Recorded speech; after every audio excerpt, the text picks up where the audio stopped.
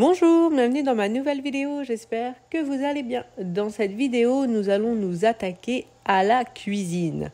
Je vais donc commencer par nettoyer et ranger ce placard qui, au fur et à mesure du temps, ne ressemble plus à grand chose, rien n'est à sa place.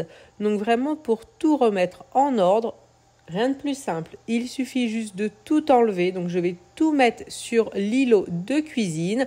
Comme ça, je pourrai vraiment voir tout ce que j'ai et tout remettre ensemble par catégorie.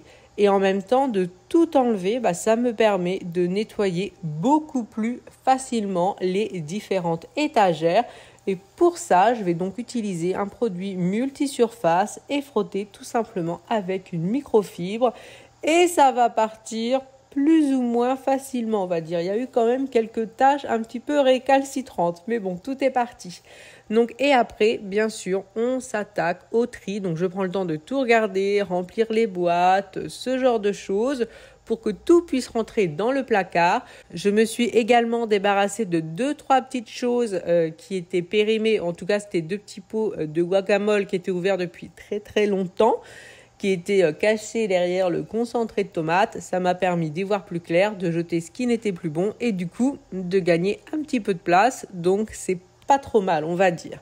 Et une fois que tout est rangé, ça m'a pris honnêtement peut-être 10 minutes, pas plus. Ça va vraiment relativement vite et c'est toujours dans ces moments-là où je m'en veux de ne pas l'avoir fait avant.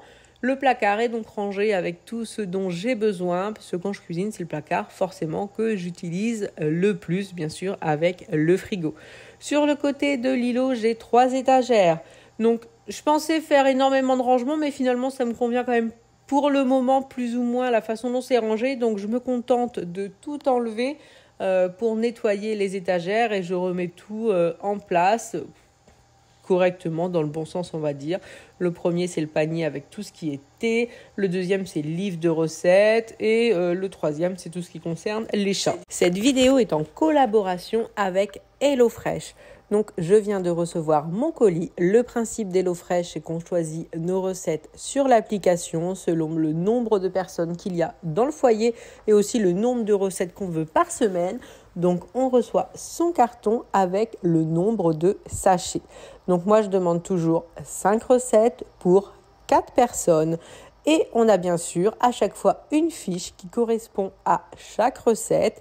Et derrière, il y a les explications qui sont vraiment très simples. Il y a également la durée qu'il faut pour faire la recette. Mais là, ce soir, on a du temps. Donc, on va le faire au pifomètre et Jules va choisir au hasard. Et il va m'aider à réaliser la recette. Donc, ce sont des burgers veggie aux champignons. Donc, on sort le sachet et à l'intérieur du sachet, il y a tous les ingrédients dont on a besoin. Il suffit juste de suivre la recette, mais bien sûr, je reste à côté pour superviser et montrer un petit peu l'exemple. Bien sûr, je vous mets le lien en description avec le code promo Frédérine-Nove. Et quand vous cliquez sur le lien, il y a directement le code promo qui est activé. Je vous montre également le QR code qu'il suffit juste de flasher. Et vous pouvez voir qu'au niveau des recettes, Jules m'aide vraiment beaucoup. Et ce que j'aime avec HelloFresh, c'est que ce ne sont pas juste des repas où il faut réchauffer, où c'est du vite fait.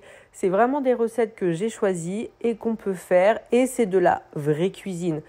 Et ce que j'adore, c'est qu'il n'y a pas de gâchis. C'est-à-dire que ça correspond pour 4 personnes. Il y a les quantités qu'il faut.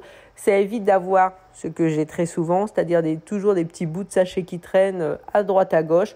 Là, on utilise tout et comme ça, c'est tout simplement anti-gaspillage.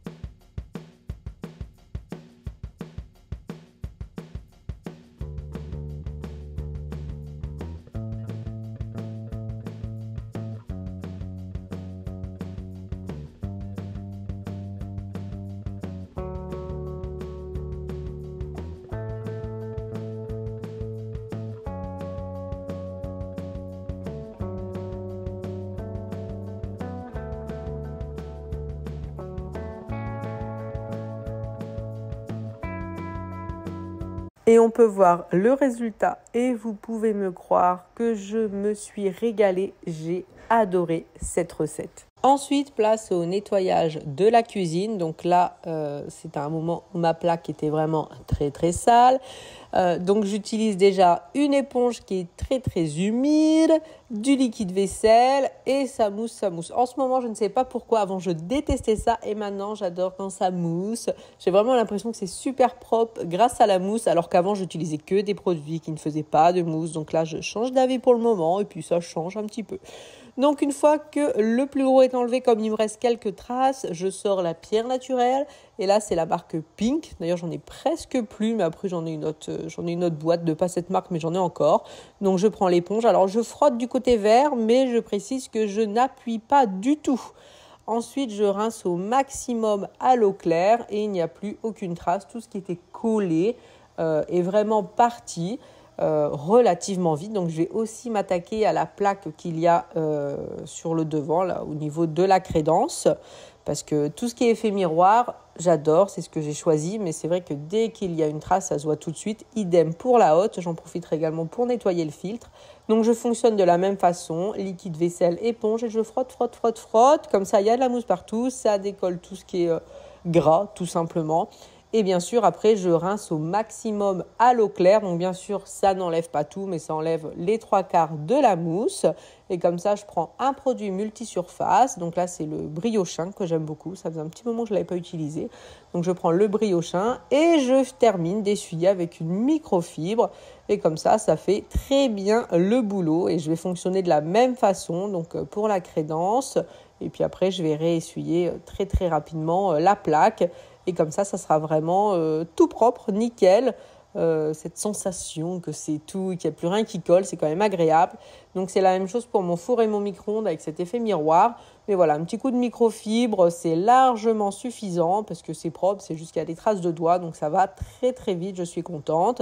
Et pour le reste du plan de travail, j'enlève tout. Alors, je ne le fais pas tout le temps, hein. Souvent, tous les soirs, je mets un petit coup, je vais juste lever là où il y a les ustensiles de cuisine. Mais sinon, tout ce qui est plateau, voilà, la Alexa, tout ça, j'enlève pas à chaque fois. Là, je sentais qu'il était temps, il y avait des miettes qui étaient passées un petit peu en dessous sur les côtés. Donc des fois, ça fait du bien. Donc je remets tout en place et je mets un petit coup, bien sûr, de microfibre sur ce que je remets pour enlever les petites poussières qu'il peut y avoir dessus. Et comme ça fait vraiment bien le job. Et en dernier, une fois que tout est nettoyé, je fais attention de bien nettoyer mon évier, enlever les petites choses qui pourraient être à l'intérieur. Et j'en profite également du coup pour nettoyer le filtre de la haute. Eau chaude, liquide vaisselle, éponge, c'est largement suffisant. Pas besoin de plus. En tout cas, selon moi, c'est déjà très très bien. Le filtre était nickel. Je vais attendre qu'il sèche tranquillement et je pourrai le remettre en place. Et puis bien sûr, après, je mets un petit coup sur tout le tour de l'évier. Comme ça, c'est parfait. En tout cas, merci beaucoup d'avoir regardé la vidéo jusqu'au bout et je vous dis à très bientôt.